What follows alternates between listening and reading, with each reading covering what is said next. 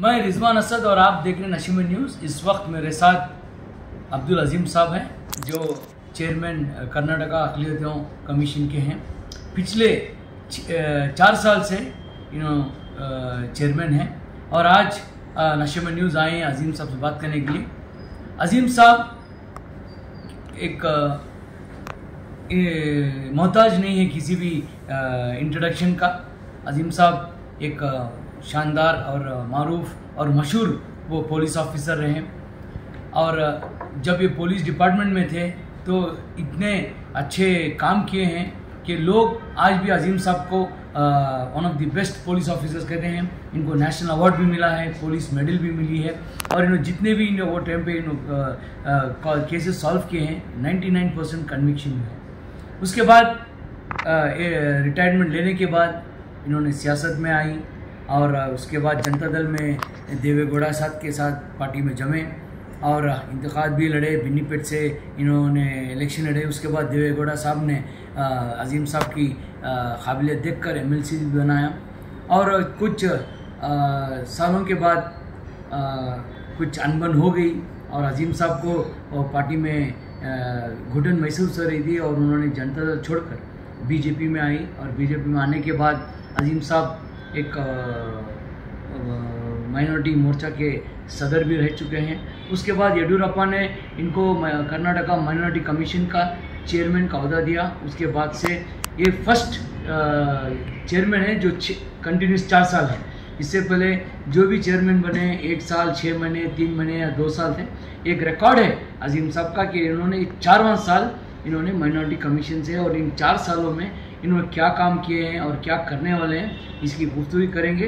लेकिन सबसे पहले ये बात है कि अब इंतखाब आने वाले हैं, लोकसभा का इलेक्शन आने वाले हैं और अजीम साहब ने अपने इज़हार ये किए हैं कि लोकसभा इंतखाब वो लड़ेंगे और इन्होंने एक अर्जी भी दी है पार्टी हाईकमान को कि उनको लोकसभा सीट से उनको सीट दी जाए ताकि वो लड़ें। अभी सबसे बड़ा ये सवाल ये है कि अजीम साहब को सीट देते हैं या नहीं देते हैं, इनकी तरफ से इन्होंने अर्जी डाली है। तो चाहिए अजीम साहब आप नशीम न्यूज़ में आए, आपका बहुत बहुत शुक्रगुजार हूँ मैं पिछले 30-5 साल से मैं जानता हूँ। आप एक बहुत नेक आदमी हैं और अच्छा काम कर रहे हैं और जो आपका नाम है सब जानते हैं। लेकिन लोग बोलते हैं अजीम साहब अच्छे आदमी गलत पार्टी, तो उसके बारे में आप क्या बोलते हैं? आपको सबसे पहले मैं आपकी और आपकी टीम मेंबर्स की खिदमत में आदाब बजा लाता हूँ। मैं हर मीडिया चैनल या प्रिंट मीडिया हो या इलेक्ट्रॉनिक मीडिया हो, इनकी बहुत बड़ी इज्जत करता हूँ। इसका रीजन ये है कि आप समाज को सुधार भी सकते हैं और बिगाड़ भी सकते हैं। समाज की तरक्की, देश की तरक्की, ये एक ऑनेस्ट, सिंसियर सियासतदानों के हाथ, मीडिया के हाथ में है। तो आप जो है अच्छे खानदान से आए हैं और आपके वालिद को भी मैं जानता हूं। जब मैं अल-अमीन कॉलेज में ज़ेर तालीम था, आपके वालिद वहाँ आया करते थे तो मैंने मेरे आंखों से उनको देखा। जब मैं पुलिस में ज्वाइन हुआ और बेंगलुरु को आया, बहुत सालों के बाद में जो है आप मीडिया में नजर आए। जब आपकी तारीफ मैंने सुनी तो मालूम हुआ कि आपके वालिद उस्मान असद साहब के फर्जंद अर्जुमंद हैं। तो आपके बारे में बहुत ही इज्जत मेरे दिल में समाई गई। शुक्रिया। और आप जो है बहुत अच्छा काम कर रहे हैं। शुक्रिया। और आपके खिलाफ कहीं भी एक भी रिपोर्ट हमारे पास नहीं है। जी शुक्रिया, बहुत ये सबसे बड़ा रिवॉर्ड है सबसे। तो ये काम करते रहो। मगर आज आपने एक पहला सवाल, मेरे बेटे भी यस, आपके फर्जंद को भी आप ट्रेन अप कर रहे हैं। आप जो है आपके बेटे जो हैं इसी से डबल वेट था आपका।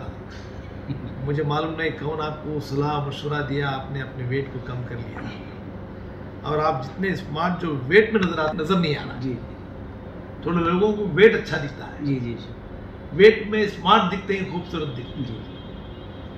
और आप अभी जो है 50% वेट कम कर लिया है, यानी और ये हमारी ख्वाहिश है आप जो है अच्छा काम करें जी।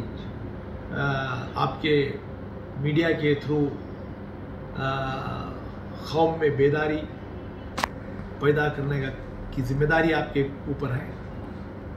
अमन को तरजीह देना चाहिए, भाईचारगी को तरजीह देना है, ये वक्त की जरूरत है। आप एक सवाल मुझे किया, अदीम साहब अच्छे आदमी हैं, शरीफ है, आपने गलत पार्टी में है। मैं किसी पॉलिटिकल पार्टी को गलत पार्टी नहीं समझता, क्योंकि हर पॉलिटिकल पार्टी अच्छी है।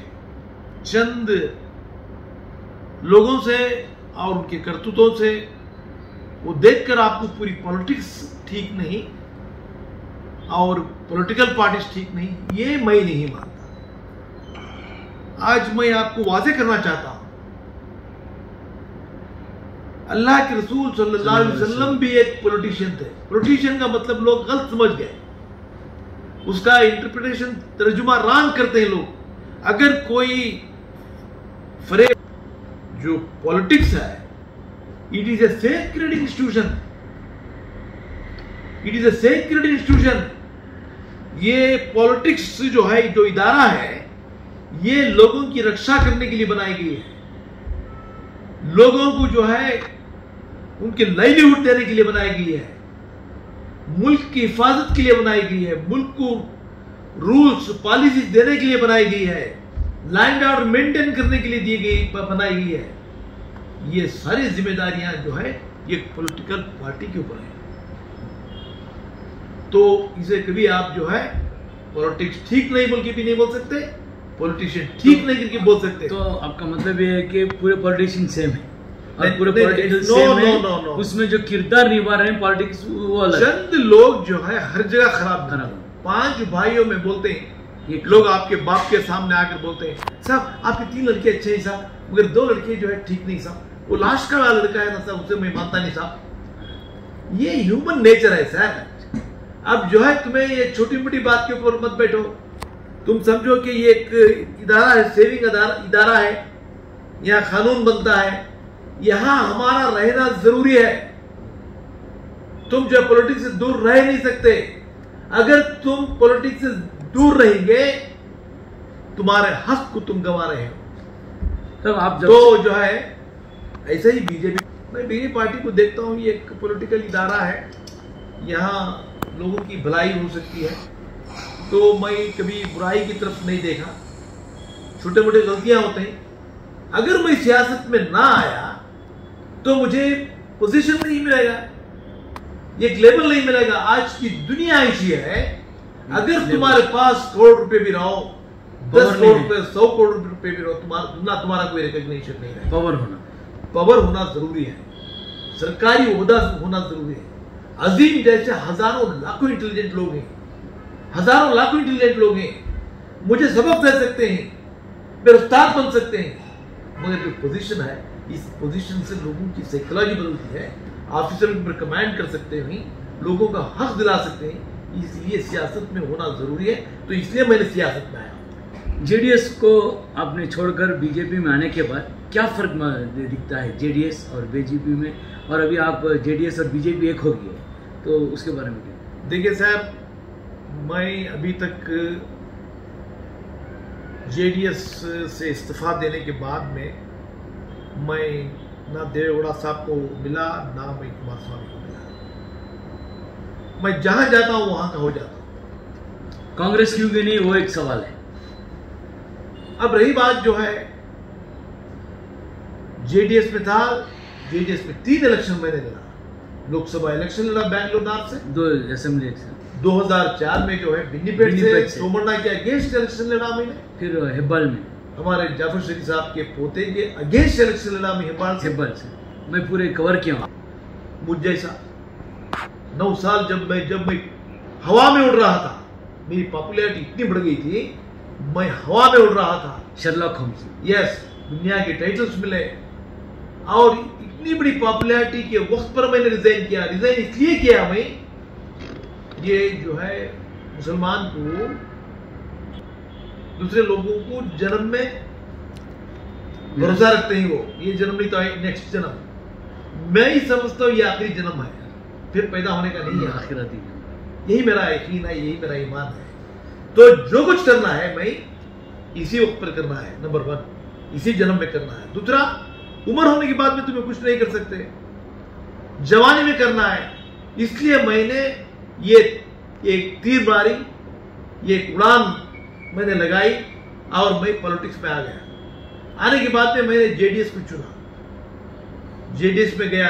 10 साल मैंने देवगौड़ा साहब के साथ में था, उनका लेफ्टिनेंट बन के था। आप देखें, अब मैं मीडिया और पूरे 10 साल देवगौड़ा साहब कभी मुझे सिंगुलर में बात नहीं किए। आजिम साहब और मुझे पूरी इज्जत के साथ बात करें, और जब भी बैठकर जिक्र करते थे तो जो है मैं जो भी उनको सलाह देता था मान लेते। 3 इलेक्शन लड़ा, मगर मुझे थोड़ी हरकतें पसंद नहीं आई। किसकी? तो मैं देवगौड़ा साहब से कहा कि जो है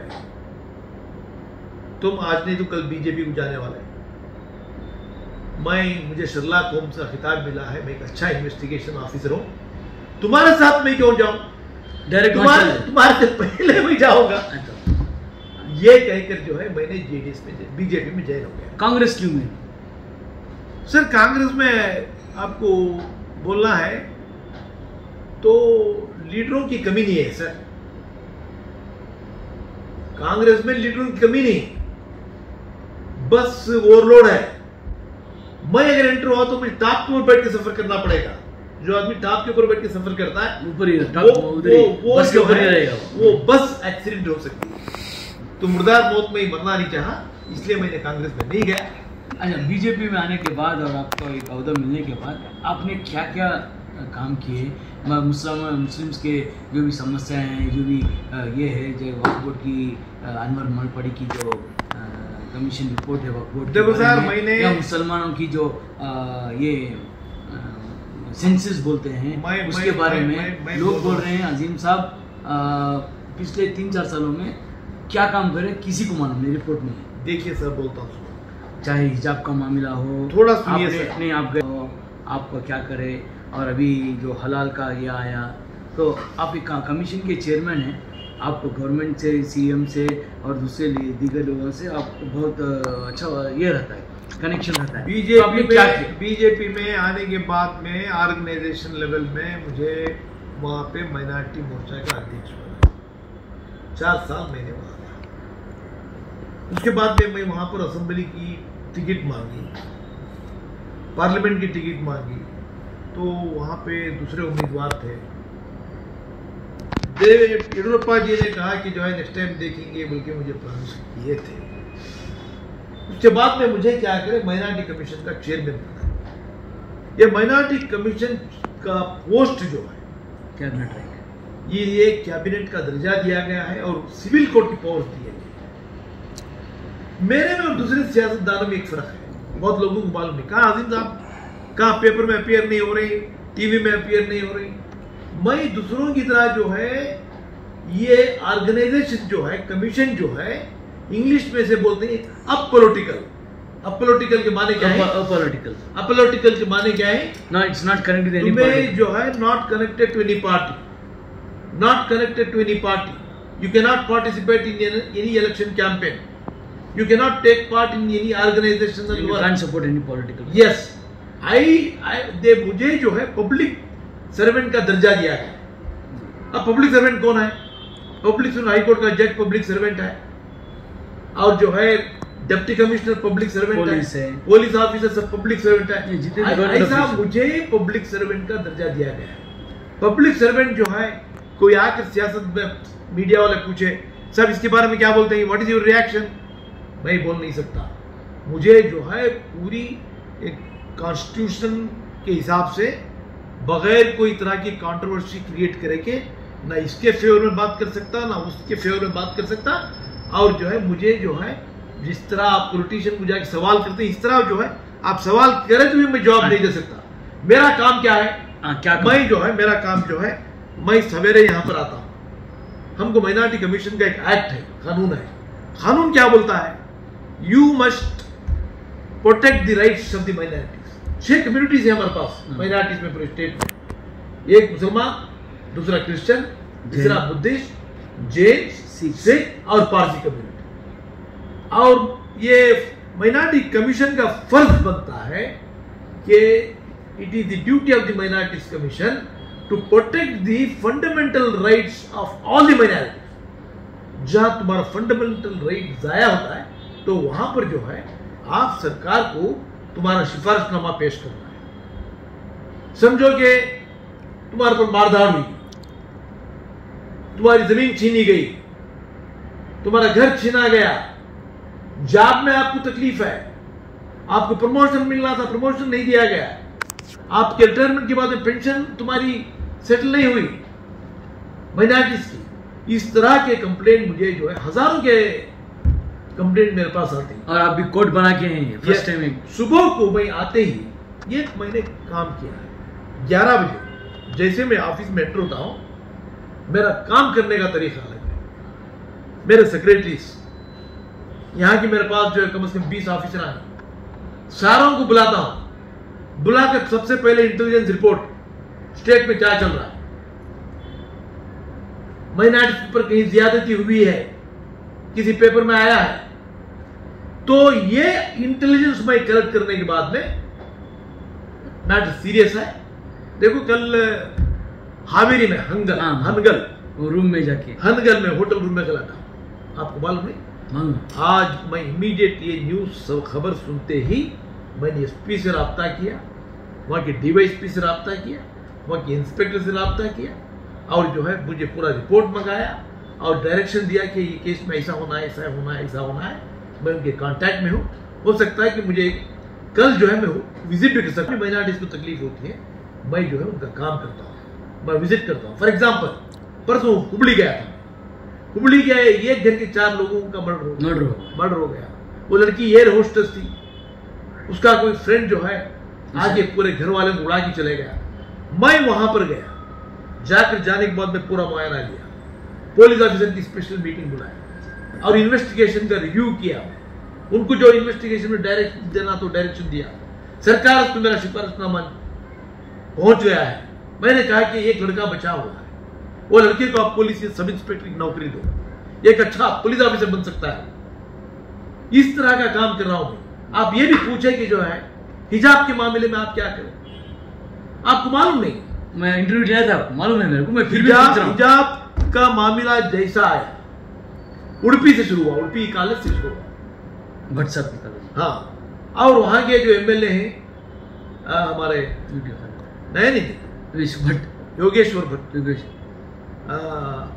उन्होंने मेरे अच्छे दोस्त हैं। मैंने कांटेक्ट किया, क्या चल रहा है, क्यों इसकी इशू बना रहे हैं? तो उन्होंने बोला ये सब इशू हम नहीं बनाए, वो खुद बनाएंगे। मैं बोला जो भी है, जो चलने के आ रहा था वो चलने, वो मान लिए। प्रिंसिपल से बात किया, बेंगलुरु में पीयू बोर्ड के डायरेक्टर से बात किया, पीयू डिप्टी डायरेक्टर वहां पे पहुंच गए, वहां पे डायरेक्टर पहुंच गए। मेरे फोन कॉल पर बैठ के सेटल हुआ, बीच में 3-4 दिन रहा। तो वहां के डायरेक्टर बोले, प्रिंसिपल भी फोन करके बोल दिया मुझे, अजीम साहब हम इसको इशू नहीं बनाएंगे, जैसा आना है उनकी मर्जी, हम छोड़ देंगे। 3 दिन तक रजा दी गई है क्योंकि कोविड आया हुआ है, उसके बाद में हम छोड़ देंगे, इस मैटर को खत्म कर देंगे। ये 3 दिन के बाद में वो हिजाब पहन कर जाते तो भी कोई रोकता नहीं था। वहां पर थोड़े लोग इश्काल है, रोड पर खड़े हुए, स्लोगन हुआ, मीडिया उसको उछाली, पूरे स्टेट का इशू बन गया। पूरे स्टेट का इशू बनने के बाद हिंदुस्तान का इशू बना। हिंदुस्तान से निकलकर जो है तुम्हारा दरिया पार करके, समंदर 7 समंदर पार करके पूरी दुनिया का इशू बन गया। क्या भी करना। इसीलिए मैं कहां भी जाता हूं हमारे लोगों की एक नसीहत कर रहा हूं, मेरी एक्सपीरियंस के आधार पर, मेरी सिंसियरिटी के आधार पर मैं बोल रहा हूं। अभी आपके सामने रास्ता एक ही है, हम अमन के साथ जिंदगी गुजारना है, भाईचारगी के साथ जिंदगी गुजार रहा है। अमन को आप तरजीह दो, भाईचारगी को तरजीह दो। आज अमन है, 1 मिनट, आज अमन है सर। और दूसरा क्या है, मैं आ रहा हूँ आपके सवाल में नोट कर लिया हूँ, मैं जरूर जवाब दूंगा। और हमारे लोगों को मैंने परसों कहा कि मैंने as a Karnataka state minorities commission chairman, as a police officer, मैं पूरे हिंदुस्तान की मुझे तारीख मुझे मालूम है। 1947 के बाद में 47,000 मेजर क्रिमिनल क्लासेस हिंदुस्तान में चले। मैंने पूरा स्टडी किया। वहां पर जो है नुकसान किसे हुआ, सबसे ज्यादा मुसलमानों को नुकसान। पुलिस फायरिंग में मरने वाले मुसलमान, अरेस्ट होने वाले मुसलमान, लाठीचार्ज में मार खाने वाले मुसलमान, घरे लूटे गए मुसलमान। मैटर क्या था, क्यों शुरू हुआ? सब्जेक्ट बहुत ही स्मॉल सब्जेक्ट। आज तो भी थोड़े बड़े बड़े सब्जेक्ट हमारे सामने ही, उस जमाने में छोटे सब्जेक्ट। उनकी लड़की को छेड़ दिया और जब वहां को उनकी एक पत्थर मार दिया। कंप्लेंट्स तो आया करते हैं, जब भी हमारे पास कंप्लेंट्स आते हैं तो हमने 90% पुलिस को हिदायत दी है। और I am the first chairman in Karnataka state holding meeting with the police officer. बताओ देंगे इसके पहले कौन तो भी किया है? मैं बोल रहा हूं कम्युनल हार्मनी, अमन को तरजीह देने की जिम्मेदारी हमारी है। तो मैं तुम्हारे डिस्ट्रिक्ट को विजिट कर रहा हूं, you call your officers, I'd like to inquire। Maintain किए नहीं करे तो क्यों नहीं करे? ड्रग मीनेस क्या है तुम्हारे पास? इन्वेस्टिगेशन का हिसाब ना, ट्रेनिंग भी दे रहा हूं तुम्हें। ये काम कोई नहीं किया। ये काम करने के लिए होम मिनिस्टर बनना था। मैं जो है पुलिस की नौकरी 9 साल इसलिए छोड़ के आया कि मुझे जो है होम मिनिस्टर बनना है, एक रेवोल्यूशन लाना है, 6 महीनों के अंदर एक रेवोल्यूशन लाना है। इसलिए ब्लू बुक भी मैं तैयार करके रख लिया था। मालूम अब मुझे क्या है, यहाँ माइनॉरिटी कमीशन चेयरमैन बनने के बाद में एटलीस्ट 5% पुलिस की पावर्स मिले। मैं जा रहा हूँ, उनको नसीहत कर रहा हूँ। तो अभी कांग्रेस की गवर्नमेंट में क्या देख रहे हैं? फिर 7-8 महीने हो गए कांग्रेस गवर्नमेंट आने के बाद। पिछले टाइम तो आपकी गवर्नमेंट थी, आपकी गवर्नमेंट में और भी कांग्रेस गवर्नमेंट में क्या फर्क है, और अकलियतों के लिए क्या फायदा हो रहा है? इसीलिए अकलियतों को फायदा इसलिए नहीं हो रहा है अभी आज, अकलियतों को फायदा इसलिए नहीं हो रहा है क्योंकि हमारे पास जो है, जो लीडर बनता है वो हाईली क्वालिफाइड हो, नंबर 1। नंबर 2 तजुर्बेकार हो। नंबर 3 कानून की जानकारी हो। नंबर 4 जो है कौम की खिदमत करने का जज्बा भी हो। 5वां जो है डिप्लोमेसी भी हो। जो काम तकदीर से नहीं हो सकता वो तदबीर से हो सकता है। सर ये जानना चाहिए। तो हमारे पास क्या है, लीडरशिप। ये काम हम करना है। तुम खामोश बैठ के ना बैठे तो काम नहीं होता। अभी परसों मुझे किसी ने सवाल किया, क्या है गवर्नमेंट से क्या तवक्का रखते हैं? मैं बोला हमारे सिद्धरामैया जी अच्छे आदमी, no doubt, he is a very simple man and उनको वो बहुत अच्छे सेक्युलर लीडर भी हैं। मैं ये नहीं कहता कि जो है ये हमारे फेवर में है या उनके फेवर में है। ये चीफ मिनिस्टर बनने के बाद में सारी कौमों को यकसा ही देखना है। तो हमारे कौम के लिए जरा ज्यादा देख रहे हो। क्या वास्ते बोलो, तो जो कमी महसूस थी उस कमी को पूरा कर रहे हैं, भर्ती कर रहे हैं। तो आप मानते हैं कि नहीं, सुनो, वो कमी थी, कमी को भर्ती कर रहे हैं। क्यों बोलो तो you are also part of the society. तो अभी रही बात, सेकेंड टाइम वो चीफ मिनिस्टर बने हैं। इस बार जो है बजट फरवरी में आ रहा है। बजट में देखना चाहिए कि जो है ये हमारे साथ कितना इंसाफ कर सकते हैं। इसीलिए कहा जाता है if you are sincere it is not enough, if you are honest it is not enough. Your sincerity and honesty you should prove through your action. Budget में कितना देते हैं, बजट हमारे कितनी स्कीम्स पास होती है, देखना है। देखने के बाद डिसाइड करते हैं कि जो है कांग्रेस कितना इंसाफ किया हमारे साथ में। अच्छा अजीम साहब, मेन मुद्दे पे आएंगे। आप एक ख्वाहिश रखें कि आप बेंगलुरु नॉर्थ से जी लोकसभा सीट को आपको दिया जाए बीजेपी पार्टी से।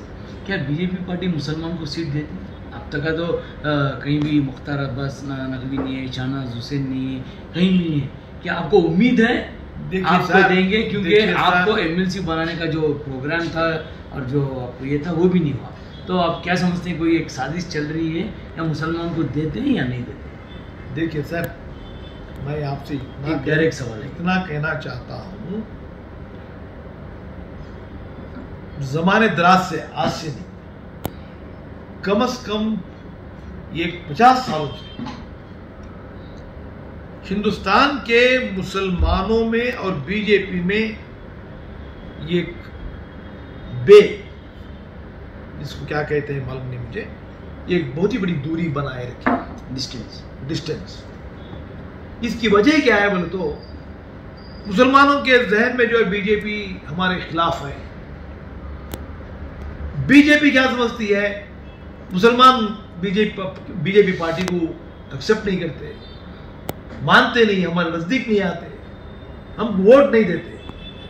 हर पॉलिटिशियन जो है चाहता है कि उसको वोट मिले, हर पॉलिटिशियन चाहता है कि वोट के जरिए मैं एमएलए बनूं, मिनिस्टर बनूं, एमपी बनूं, और मुझे पार्लियामेंट जाना है, मुझे असेंबली जाना है, सिर्फ यही बात है। तो इसलिए क्या है, ये डिफरेंसेस जो है, ये गैप जो है दोनों मुसलमानों में और उनमें है। अब इसको कैसे ब्रिज किया जाए, इसको कैसे ब्रिज किया जाए, आगे तुम आपका मतलब, मैं क्या बोलता हूं, अगर ये दूरी को खत्म करना चाहते हैं तो कम से कम एक 10% मुसलमान बीजेपी में भी आओ, बीजेपी में आओ, तो वहां पर हम इंसान है ना सर, इंसान का नेचर जो है अल्टीमेटली प्रिवेल्स। नहीं, आप बोल रहे हैं मगर आइडियोलॉजी अलग है ना सर, आइडियोलॉजी अलग है सर, उनके प्रोग्राम्स अलग हैं, तो उसके बारे में क्या कहते हैं? देखिए, वहां जाने के बाद में वो हमको समझेंगे, वो हम उनको समझेंगे, समझ आने के बाद में मोहब्बत होगी, मोहब्बत से सारे चीजें, सारे प्रॉब्लम्स को हल कर सकते हैं। जितना दूर रहेंगे ये गैप बढ़ती जाएगी, ये हमारे लिए नुकसान है सर। तो आप बेंगलुरु नॉर्थ से लोकसभा की सीट पूछे, तो क्या उम्मीद है आपको? मुझे 200% उम्मीद है, वो मुझे जरूर सीट देंगे। मुझे जो है लीडर्स प्रॉमिस करे हैं, और अब तक उनके जहन में बात ये थी कि मुसलमान जो है बीजेपी के नजदीक नहीं आते, बीजेपी को वोट नहीं करते, और हमला कोई ऐसा काबिल कैंडिडेट नहीं मिल रहा है। अगर मुसलमान को सीट दिए तो जो है हिंदूज वोट नहीं करेंगे, इस बिना के ऊपर जो है वो इलेक्शन में हमको टिकट नहीं दे रहे थे। अगर आप खड़े मैं इसीलिए, अगर आप खड़े तो मुसलमान आप वोट देगा? मैं अब कल जो है मेरा जो है रिक्वेस्ट रिप्रेजेंटेशन येडियुरप्पा जी के सामने, विजेंद्रा जी के सामने, हमारे अपोजिशन लीडर अशोक साहब के सामने सब दिया, और यहां तक कि जो है मैं, हो सकता है कि ये क्या 2 दिन में दिल्ली भी जाऊंगा, जाकर वहां पर हमारा संतोष जी से मिलूंगा और हमारे पार्टी के प्रेसिडेंट नड्डा जी से मिलूंगा। तो आप मैं ये बोलना चाहता हूं, ये तुम बोलते थे कोई नहीं आ रहा है, तो हम महीना तैयार आने वास्ते, और तुम्हें अजीम को ये नहीं समझते कि अजीम के पास एजुकेशन नहीं है, ये नहीं बोल सकते कि अजीम के पास काबिलियत नहीं है। मैं एक हाईली क्वालिफाइड हूँ, मैं एमए इन इकोनॉमिक्स हूँ, और मैं जो है एक एडवोकेट हूँ। वो बहुत रेयर है ऐसा मुसलमान होने। आप कौन से मुद्दे पर लड़ेंगे? सिर्फ नरेंद्र मोदी के चेहरे पर लड़ेंगे, या कोई प्रोग्राम्स की वजह से लड़ेंगे, या कौम की भलाई के से लड़ेंगे? और क्या आपको गारंटी है कि अगर आप खड़ने के बाद मुसलमान आपको वोट देंगे? मुझे उम्मीद है कि मुसलमान भी वोट करेंगे, हिंदूज भी वोट करेंगे। नहीं, आप बीजेपी का वोट तो रहेगा। बीजेपी का जब सवाल आता है तो मुसलमान मुझे जो है सिर्फ अजीम एक अच्छा इंसान है बोल वोट करेंगे जी।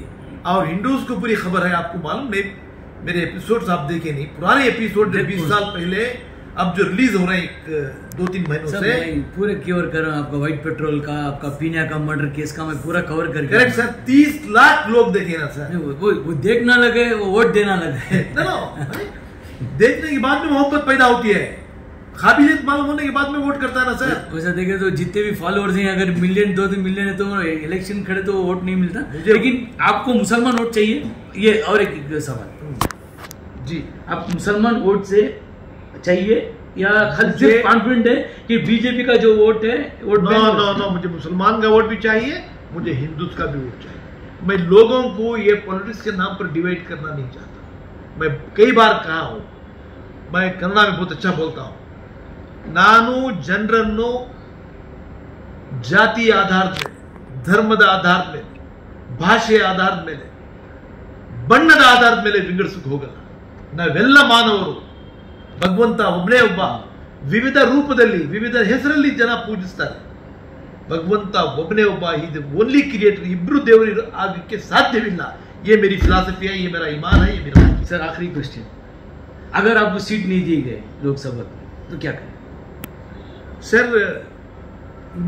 इमीडिएट कंक्लूजन को आकर जो है नेगेटिव थिंक करना ये अच्छी निशानी नहीं है सर। मैं पॉजिटिव हूँ, मैं उम्मीद करता हूँ वो सवाल बाद में होगा। मैं उसके पहले ही मुझे नहीं मिली तो क्या होगा, नहीं दिए तो क्या होगा। अगर ये जहन में रखकर मैं अगर चलूंगा तो समझो कि कोई घर से निकलता है सिटी मार्केट, 2 दिन पहले पेपर में पढ़ता है वहां एक्सीडेंट हुआ है। अरे मैं सिटी मार्केट को गया, बोले चलकर गया है, बस में गया तो एक्सीडेंट हो जाता है, तो घर में बैठ के रह सकता हो? तो तुम्हें जो है पॉजिटिव थिंकिंग तुम्हारे पास होना चाहिए। एक मैसेज मुसलमान, यस, मैं हमारे भाइयों को यही कहना चाहता हूं, हिंदुस्तान हमारा मुल्क है, हम यहाँ के किराएदार नहीं हैं, ये हमारा मुल्क है। मैंने कई बार कहा हूं कि हमारे बाप दादा परदादा जो हैं हिंदुस्तान के हैं, हिंदुस्तानी थे, और जो है उन्होंने इस्लाम को कबूल किया और हम जो है मुसलमान बन गए हैं। तो इसका मतलब ये नहीं कि हमको कोई ये नहीं कह सकता कि तुम हिंदुस्तानी नहीं। तुम्हारा यहाँ रहना, तुम्हारा यहाँ प्रोटेक्शन इसलिए कि तुम इंसान भी हैं और हिंदुस्तानी। तो मैं जहाँ भी रहूँगा डिफरेंसेस क्रिएट नहीं करूँगा। मेरे मुसलमान भाइयों से गुजारिश है कि छोटी मोटी बात के ऊपर तुम जो है प्रोवोक मत हो, छोटी मोटे मसले के ऊपर जो तुम प्रोटेस्ट मत करो, और जो है तुम इमोशनल फैसले ना हो, जज्बाती फैसले ना हो, तुम जो अमन को तरजीह दो और थोड़ा डिप्लोमेटिक तरीके से जिंदगी गुजारो। अजीम साहब, नशेमन को बात करने बहुत बहुत शुक्रिया। और मैं पिछले 25-30 साल से जानता हूँ, मैं आपके सामने एक छोटा बच्चा हूँ, आपके बहुत प्रोग्राम्स कवर किया जब पुलिस ऑफिसर थे।